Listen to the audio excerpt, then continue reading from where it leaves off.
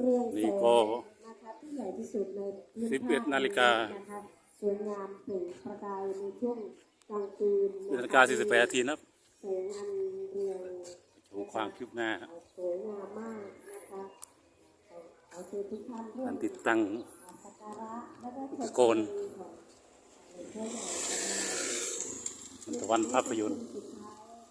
งานฉลองพระองค์ใหญ่พุทธรูปองค์ใหญ่ วัดเทพนิมิตรบ้านตระเสงบนตระเสงอำเภอเมืองจังหวัดสุรินทร์ครับดูความคืบหน้าในวันนี้ เองนะคะ